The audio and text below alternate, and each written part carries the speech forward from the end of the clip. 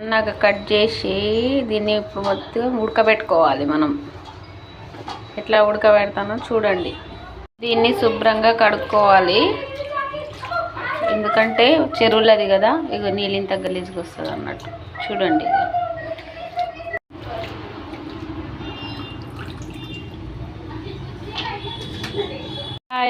ఇది గోర్మట్టి కూర. శుభ్రంగా కడిగి ఇట్లా పెట్టుకున్నా నేను. ఇది ఎట్లా ఉడకపెట్టుకోవాలంటే కొంచెం వాటర్ పోసుకొని ఈ వాటర్లో ఇట్లా వేసుకొని ఉడకపెట్టుకోవాలి దీన్ని మంచిగా. కాస్తంత ఉప్పు వేసుకొని మంచిగా నాని పొయ్యి వెలిగించి పెట్టుకోవాలి. కూరలు వచ్చే కషాయం ఫ్రెండ్స్ తాగాలి, తెలుపు తగ్గిపోతుంది. ఓకేనా? అంటే మొత్తం తగ్గిపోతుందని కాదు, కొంచెమన్నా రిలీఫ్ ఉంటుందని. ఓకేనా? లేదో చూడడానికి ఇగో ఇలా ఇలా చూడాలి. ఇగో ఇలా ఇంకొంచెం ఉడకాలి. చిన్నప్పుడు మా అమ్మ తెచ్చేది కూర. మేము నిజంగా చెప్పాలంటే ఇట్లాంటి కూర తిని పెద్దగైనాము. అసలుకి మా బాల్యం ఎట్లా ఉండే అంటే మొత్తం ఆకుకూరలు, పుంటి కూర అని, ఈ కూర అని, ఇంకా పొనగంటి కూర, బంకోటి కూర, ఇట్లా అన్నీ చాలా రకాల కూరలు తినేవాళ్ళం మేము చిన్నప్పుడు. మా నాయన చనిపోయి మా అమ్మ ఒక్కతే ఉండే. ఆ కూరలు ఈ కూరలని ఏది కాకుండా మా అమ్మ ఏది పెడితే అది తిన్నాం మేము. నిజం చెప్పాలంటే అసలుకి ఆ చిన్నప్పటి రోజులు ఎట్లా ఉండేనంటే గుర్తు తెచ్చుకుంటేనే భయంకరంగా ఉంటాయి. ఓకేనా? అట్లాంటి రోజులు ఎవరికి రావద్దు. ఒక ఫాదర్ లేకపోతే మదర్ ఎంత కష్టపడుతుందో తెలుసు. ఆ కష్టం మొత్తం తెలుసుకున్నా నేను. ఓకేనా? వేసుకోవాలి, ఎల్లిగడ్డ వేసుకోవాలి, ఒక 7-8 పచ్చిమిర్చి వేసుకోవాలి.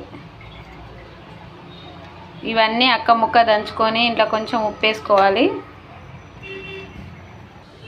ఆల్రెడీ మనం కూరలో కొంచెం ఉప్పు వేసినాం కదా, ఇంట్లో గిన కొద్దిగా వేసుకొని ఇది దొడ్బొడ్డు దంచుకోవాలి. నా దగ్గర ఇదే రోల్ ఉంది, దీంట్లో చాలా మంచిగా దంగుతుంది. ఓకేనా? ఇట్లా చల్ల నీళ్ళు పోసుకొని వేడి నీళ్ళు వంపేసి చల్ల నీళ్ళు పోసుకొని ఈ విధంగా కట్టుకోవాలి. ఇట్లా ఈ నీళ్ళన్నీ పిండేసేయాలి. ఇట్లా ఇట్లా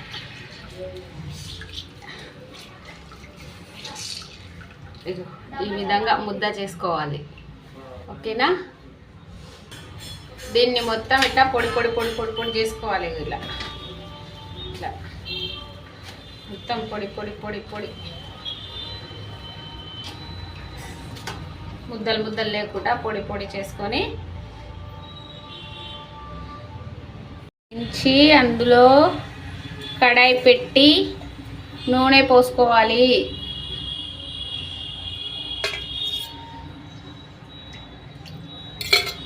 నూనె వేడెక్కాక ఉల్లిగడ్డ వేసుకోవాలి.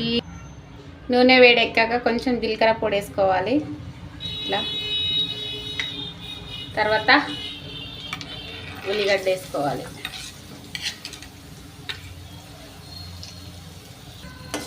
దోరగా వేగిందాక కలుపుకోవాలి. ఇది ఉల్లిగడ్డ కదా, పచ్చి వాసన మొత్తం పోవాలి.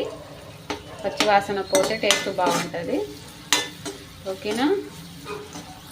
దోరగా వేగినాక పచ్చిమిరపకాయలు దంచుకున్నాం కదా, ఈ విధంగా వేసుకోవాలి. మేము కారం కొంచెం ఎక్కువనే తింటామండి, అందుకే నేను మిరపకాయలు ఎక్కువ వేసుకున్నా. ఇందులోనే కాస్తంత పసుపు వేసుకోవాలి. కొంచెం వేసుకోవాలి, ఎక్కువ వేసుకోవద్దు. కలర్ కోసం, ఓన్లీ కలర్ కోసమే. ఇంట్లో గిన్నె అల్లం వెల్లిగడ్డలు వేసినాం కదా, దాని దిగిన పచ్చి వాసన పోయేదాకా కొంచెం దూరగా వేపుకోవాలి. పచ్చిమిర్చి కొంచెం పచ్చి పచ్చిగా ఉంటేనే టేస్ట్ ఉంటుందండి. ఓకేనా? కావాలంటే మీరు చూడండి, ఇట్లా చేసుకొని తినండి మీరు గిన. ఇది వేగిందండి. ఇంట్లోనే ఫైనల్గా మన కూర వేసుకోవాలి. మన కూర రెడీ అయింది. ఇంకా కొంచెం నూనెలో మగ్గనివ్వాలి అంతే.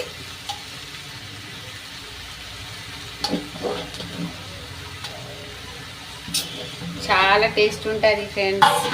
చిన్నప్పుడు చాలా తినేవాళ్ళం మేము. ఎట్లా అంటే అసలుకి మా మమ్మీ తేయంగానే వండేసి కూర అది మంచిగా రొట్టెలు చేసిస్తుండే మాకు జొన్న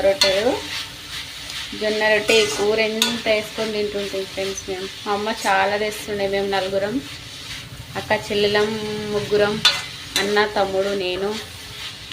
ఓకేనా. మా నాయన చనిపోయి మాకు చాలా కష్టాలు వచ్చినాయి. మేము మొత్తం ఆకుకూరలు అవి తిని బతికినాం ఫ్రెండ్స్. ఓకేనా. నా వీడియో మీకు నచ్చుతుందని అనుకుంటున్నా. ఫైనల్గా నా కూర రెడీ అయిపోయింది చూడండి. ఓకేనా. బాయ్.